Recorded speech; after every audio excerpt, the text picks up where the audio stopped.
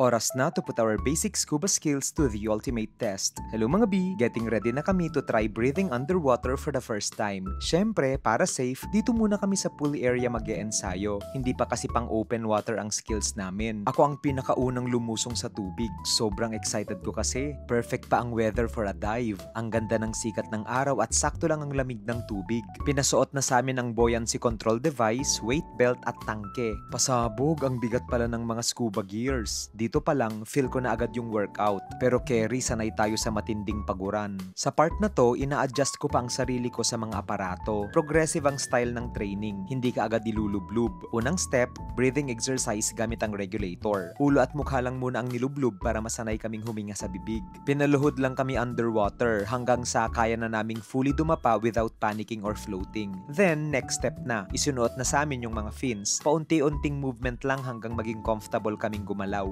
Ayan na, time to swim from one point to the other. Aaminin ko, may mga moments talaga na nagpapanik ako kasi ang weird huminga gamit ang bibig, tapos nakakadry pa sa lalamunan. Pero habang tumatagal, ang dali lang pala, mind over matter. Dapat kalmado ka. Before I knew it, nakikipagkarera na ako sa ilalim ng tubig. Grabe ang saya, hindi ko inakalang mag-e-enjoy ako ng ganito. Gusto ko na nga ding subukan ang open water next time. Pwede bang dito na lang ako manirahan sa ilalim ng tubig? Yun lang.